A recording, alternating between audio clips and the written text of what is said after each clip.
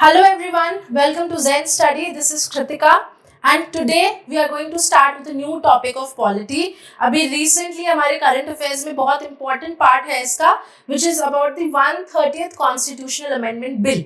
ये काफी ज़्यादा debated topic है एक, so इससे related हम सारे pros, cons, कौन सी situations, क्या reasons थे जिसके वजह से ये bill आया है, सारी चीजें समझेंगे हम आज के वीडियो में.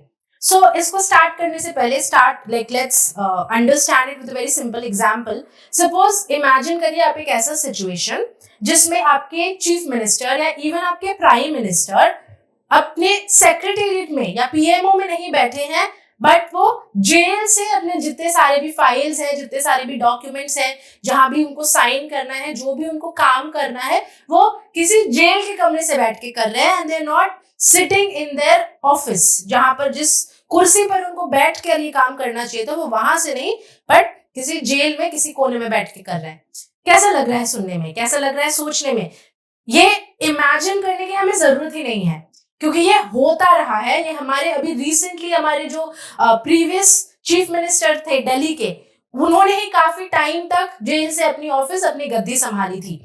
सो we'll try to understand what are the provisions, किस सर्कमस्टांसेस में इस बिल को लाया गया है एंड इस बिल का मुख्य जो एम है वो क्या है, what is the prime objective for the introduction of this bill.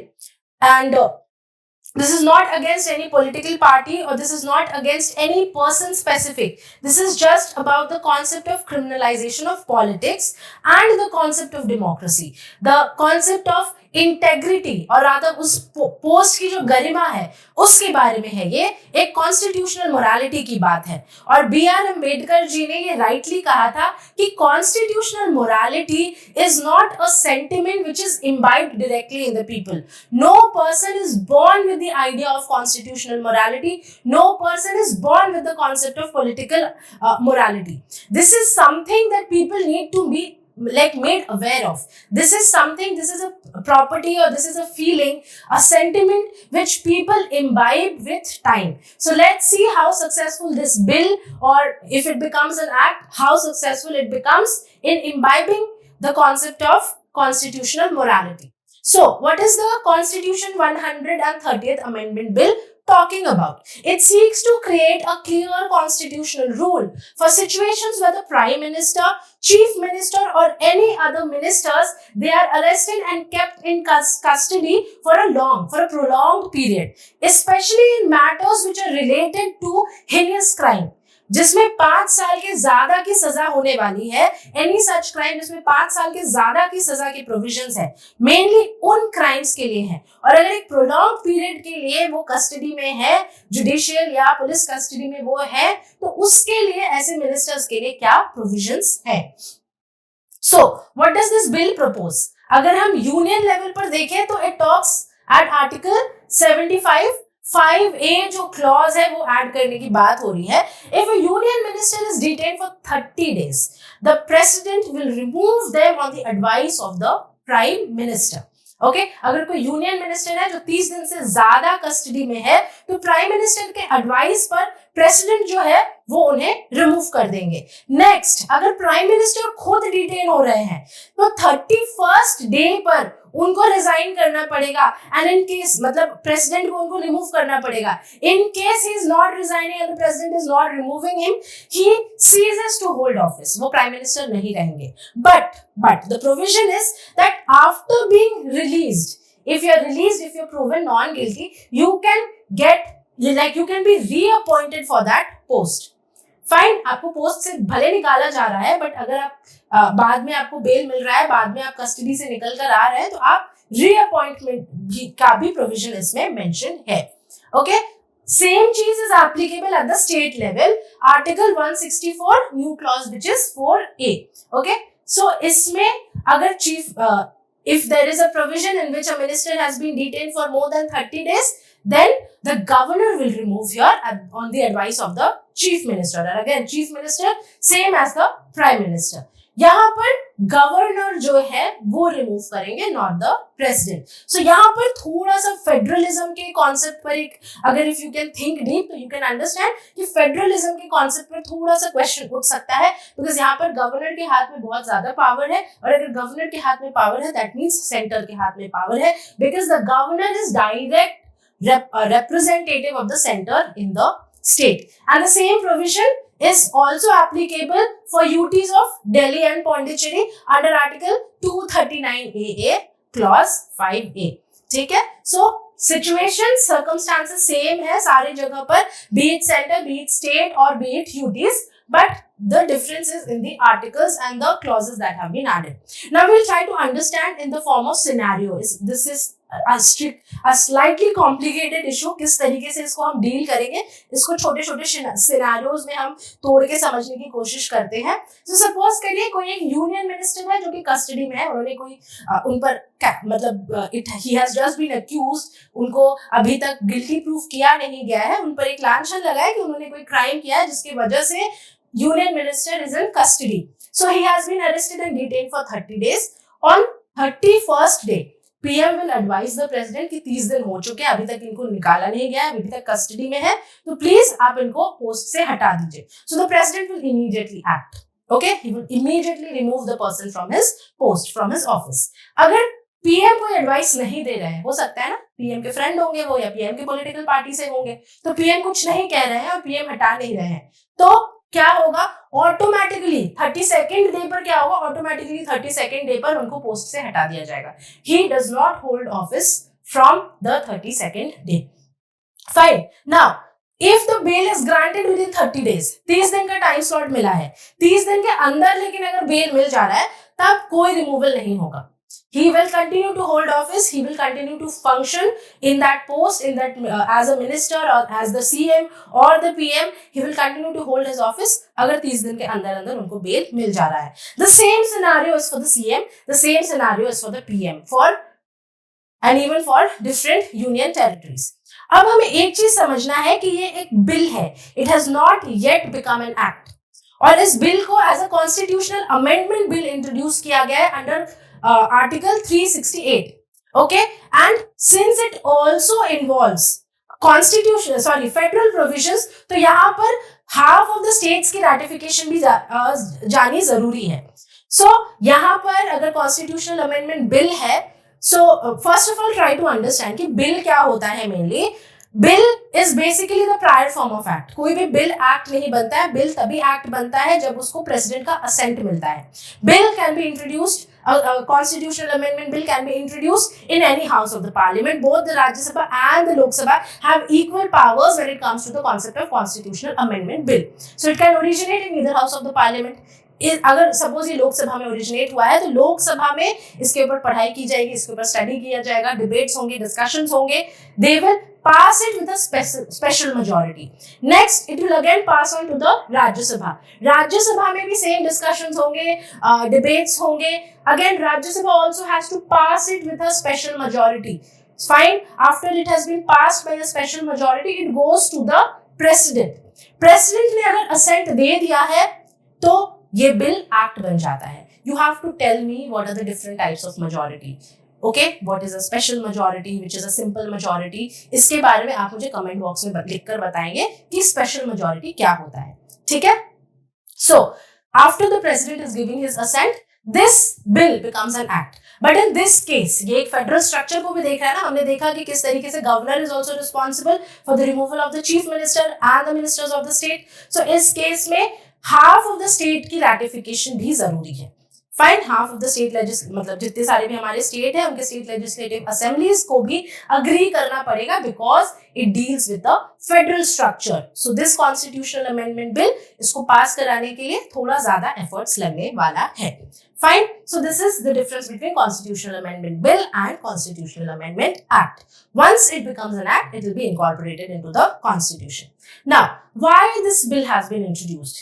This question is very important. क्यों ruling party को, क्यों government को ऐसा लगा कि ये bill लाना जरूरी है? So We have seen in recent years that several ministers and even chief ministers, in fact, Delhi के गढ़ पर ये हुआ है that the chief minister has been carrying out his duty from while he was in custody. It is not wrong. He is an elected person. अगर लोगों का support है, अगर मेजॉरिटी सपोर्ट है, अगर पीपल का सपोर्ट है उनके पास, तो he can फंक्शन, क्योंकि आज तक कॉन्स्टिट्यूशन में ऐसे कोई प्रोविजंस नहीं थे. सो अगर ये पास्ट में हो चुका है, there is nothing wrong in it, but it does raise a question on the concept of democracy. It does raise a question on the concept of ethical issues related to politics. अब एक simple situation imagine करिए ना. Suppose अगर आप किसी school में पढ़ रहे हैं, प्रिंसिपल ही है, अगर आपके प्रिंसिपल अगर ऑफिस नहीं आ रहे हैं, आपके अपने प्रिंसिपल के ऑफिस में नहीं बैठ रहे, वो घर से काम कर रहे हैं, will it not question the position? Will it not question the position? Suppose आप कोई प्रिंसिपल ही है आपके स्कूल का या आपके कॉलेज का डीन है, वो अपने चेंबर में नहीं बैठ रहा है, वो अपने घर से ही काम कर रहा है, still it will raise an issue. ये कैसा प्रिंसिपल है, ये कैसा डीन है जो ऑफिस ही नहीं आता? सेम यहाँ तो लोग जेल में बैठ रहे हैं. ये तो एक आप डेमोक्रेटिक पोस्ट होल्ड कर रहे हैं एंड स्टिल आप ऑफिस में नहीं बैठ रहे हैं, आप जेल में बैठकर जो भी आपके बिजनेस मतलब जो भी आपके काम है वो आप उस तरीके से कर रहे हैं. सो it is raising a very very ethical question and a very serious question on the concept of democracy, on the that integrity of that post. उस गद्दी की जो गरिमा है वो कहीं ना कहीं बरकरार नहीं हो पा रही है. So it's raising a very major question on that.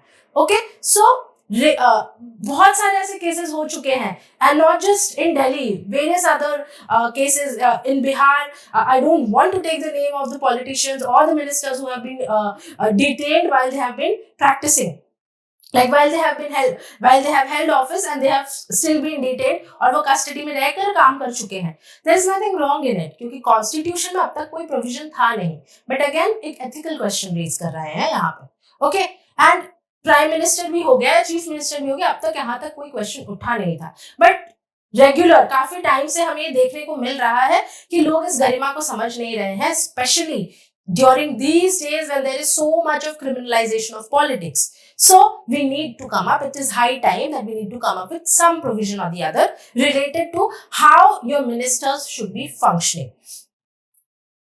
अब ये क्वेश्चन उठ सकता है ना कि जब अभी क्यों लाने की जरूरत पड़ रही है, जब कॉन्स्टिट्यूशन बना था तब क्यों नहीं ये प्रोविजन लाया गया था? क्योंकि उस टाइम पर जो लोग भी पॉलिटिक्स में थे, they were with the purpose of serving the people. They were not with the purpose of holding power. Today, politics is synonymous to power.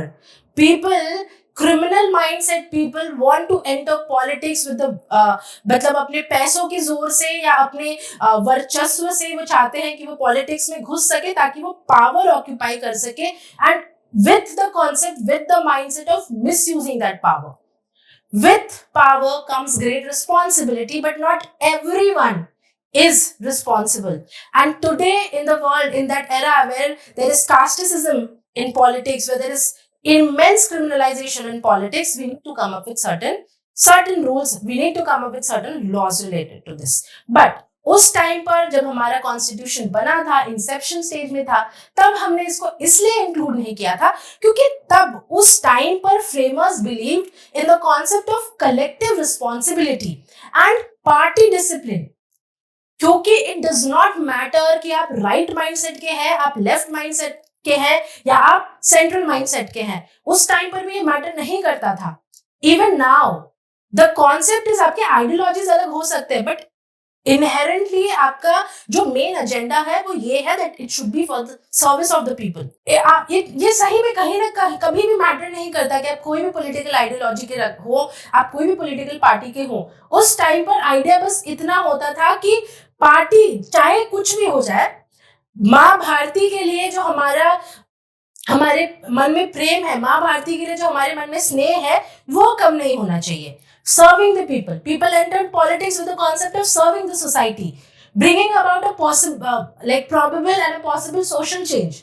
But now things have changed. Now people are trying to enter politics with the mindset of accumulating power, but definitely there are exceptions, but majority अगर बोला जाए तो politics में criminalisation बहुत ज्यादा फैल गई है और उसी को कंट्रोल करने के लिए अब लाया जा रहा है। प्रीवियसली नहीं लाया गया था क्योंकि ये लोगों का मानना था कि अगर कोई मिनिस्टर ऐसा है भी, कोई क्रिमिनल एक्ट कर भी रहा है कोई मिनिस्टर, तो उसके पार्टी के लोग उसको रोकेंगे वो करने से।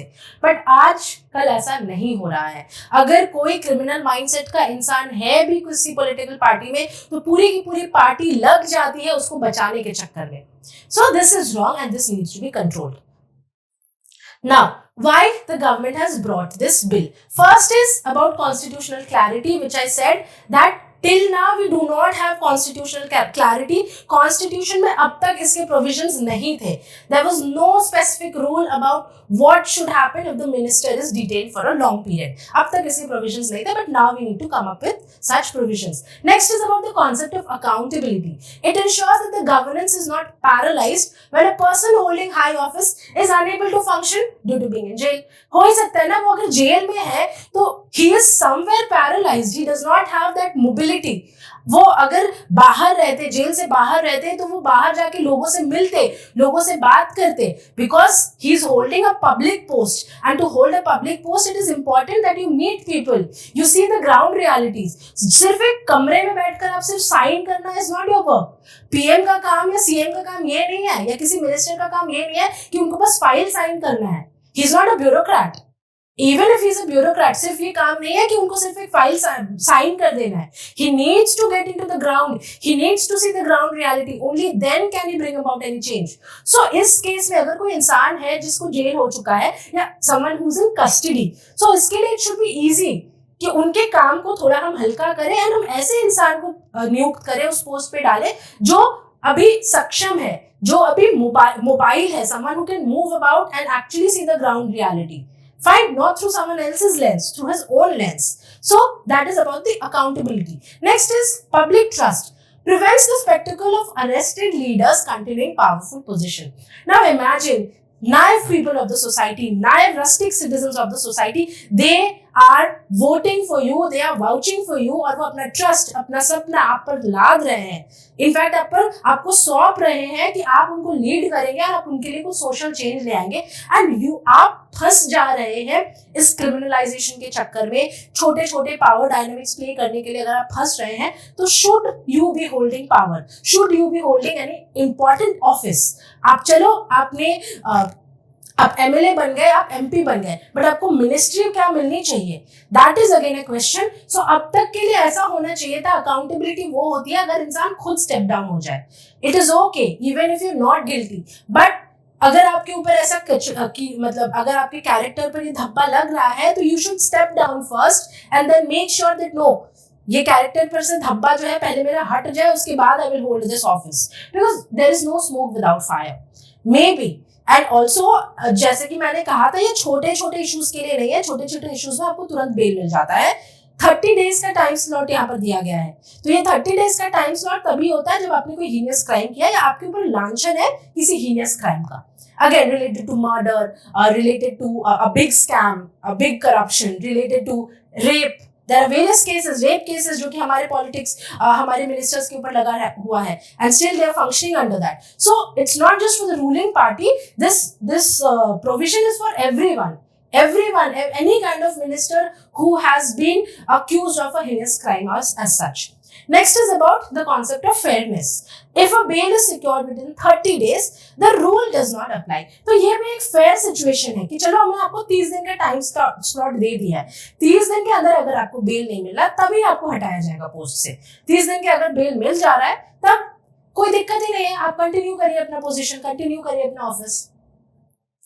अब हम देखते हैं इसका critical overview. Why the critics are opposing it? Because इसके पॉसिबल मिसयूजेस भी उतने ही है. It is no doubt a very noble thing and a very noble provision, but इसके possible misuse भी कम नहीं है. First is presumption of innocence. Why? Because critics are arguing that custody का मतलब नहीं होता कि आप convict हो चुके हो. इसका मतलब ये नहीं है कि आपने crime commit कर दिया है, वो prove नहीं हुआ है, अभी तक आप सिर्फ custody में हो. और हो ही सकता है, जब बहुत गांधी जी के ऊपर भी लांछन उठे थे ना, अभी still people talk about the character of Gandhi ji without understanding him, without knowing him.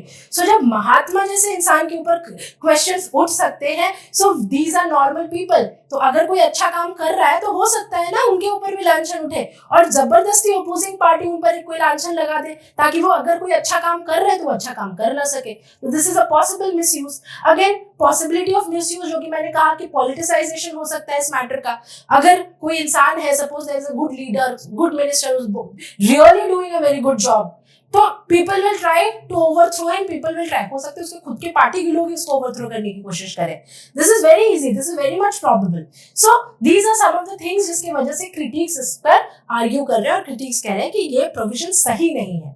Next is about the concept of federalism concern. यहाँ पर गवर्नर को बहुत इंपॉर्टेंट पोस्ट दिया जा रहा है, गवर्नर को बहुत इंपॉर्टेंट रिस्पॉन्सिबिलिटी दी जा रही है कि अगर उनको लग रहा है कि सीएम एंड मिनिस्टर अगर हैं जो कि ऐसे इस तरीके से वो फंसे हुए हैं, उनको बहुत दिन तक for a prolonged period he is into custody, so he should be removed. So यहाँ पर फेडरलिज्म का भी एक है. हो सकता है कि सेंटर गवर्नर को मिसयूज कर सकते हैं, गवर्नर की पावर को मिसयूज कर सकता है for such provisions. Okay, so this is again एक फेडरलिज्म का भी ट्विस्ट है, फेडरलिज्म कंसर्न भी है यहाँ पर. और इसी वजह से ये 368 जो कॉन्स्टिट्यूशनल अमेंडमेंट एक्ट में इंट्रोड्यूस किया है, एक फेडरल स्ट्रक्चर को अफेक्ट कर रहा है. इसलिए इसको पास होने में, एक्ट बनने में भी स्टेट्स के, हाफ ऑफ द स्टेट्स के रैटिफिकेशन की जरूरत है. So it is going to take time and it is going to be a difficult process actually. Next is democratic conventions. That is, traditionally resignation in such situations has been guided by political morality, not by any constitutional measures. क्योंकि जैसे कि मैंने कहा, जब हमारा constitution बन भी रहा था तब भी यही प्रोविजन रखा गया था कि अगर कोई ऐसा मिनिस्टर होगा तो उनके पार्टी के लोग ही उनको कहेंगे कि आप प्लीज स्टेप डाउन कर जाइए, हमारे पार्टी के लिए ये सही नहीं है.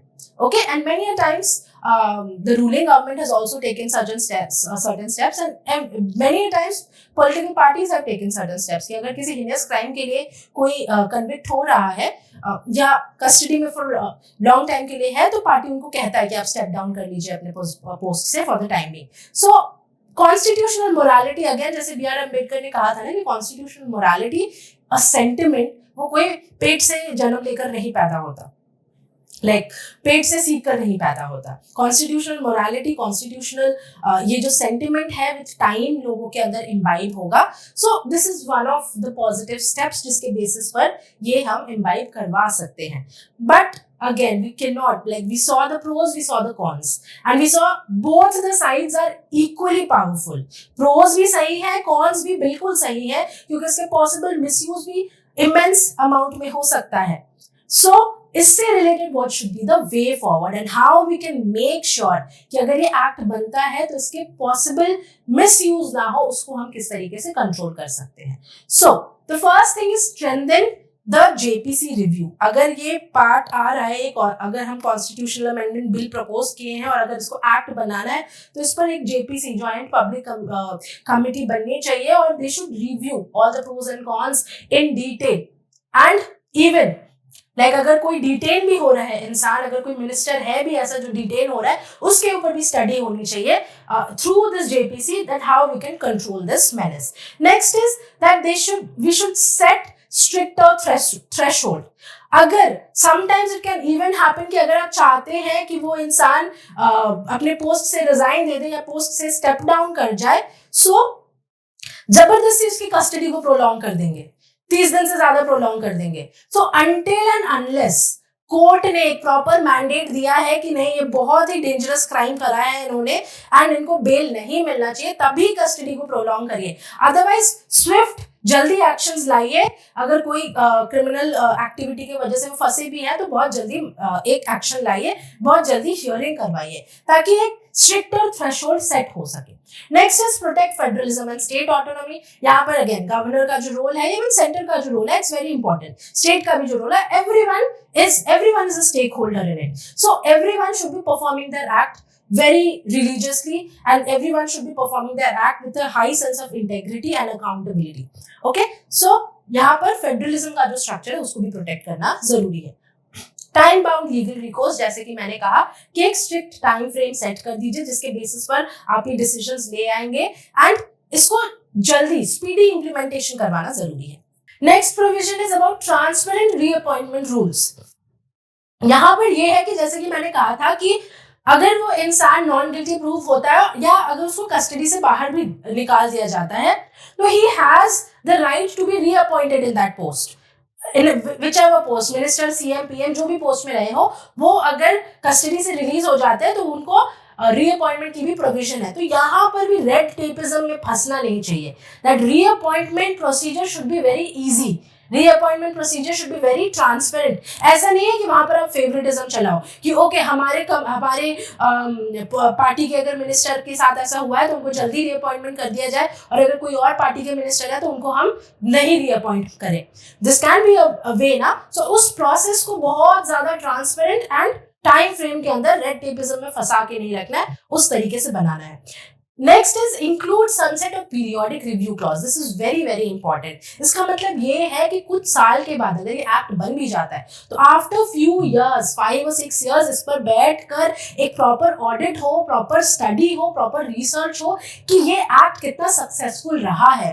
जिस प्रोविजन से इस एक्ट को लाया गया था, the concept of imbibing constitutional morality sentiment in the people of the country, in the people who are holding important posts, इनके अंदर जो ये कॉन्स्टिट्यूशनल मोरालिटी, पॉलिटिकल मोरालिटी का कॉन्सेप्ट इम्बाइब कराने के लिए जो हमने ये एक्ट लाया था, how successful it has been. ठीक है, ये एक वापस एक टूल नहीं बन जाना चाहिए कि जो पॉलिटिकल पार्टी, जो भी रूलिंग पार्टी है, उसके पास एक एडिशनल पावर आ गया है कि वो ओपोजिशन को फंसा के रखे। कोई भी अगर ओपोजिशन का मेंबर है, कोई भी अगर ओपोजिशन का मिनिस्टर है तो उसको छोटे छोटे केसेस में फंसा के रखे, अननेसेसरी उसको रेड टेपिज्म में फंसा के रखे, जबरदस्ती उसको कस्टडी में रखा जाए ताकि वो अपना काम ना कर सके। So this should not be the thing, और इस पर एक प्रॉपर स्टडी होनी चाहिए after few years if it becomes an act. But again जैसे कि मैंने कहा, इसको एक्ट बनने में थोड़ा टाइम लगेगा because it involves federal structure, so it's going to take a lengthy procedure. So that was it about the constitutional amendment bill, that is the 130th constitutional amendment bill. You have to tell me two things. First is, I told you that what is special majority, what are the different types of majority, you have to tell me about it. And the next thing is, please write a mains question about what are the possible pros and cons related to the constitutional amendment bill, the 130th constitutional amendment bill. Just write in a simple way. If you've never written an answer, does not उसके वजह से आपको रुकना नहीं चाहिए. Just write the question, what are the pros and cons related to the 130th constitutional amendment bill. Please write the answer and share it with us. आप हमारा number है, हम अपना नंबर शेयर कर देंगे, उस नंबर पे आप हमें अपना जो आंसर्स है वो शेयर कर लिख कर भेजिए, and we will get that evaluated for you. Okay, so thank you so much for watching this video. Stay tuned with zen study.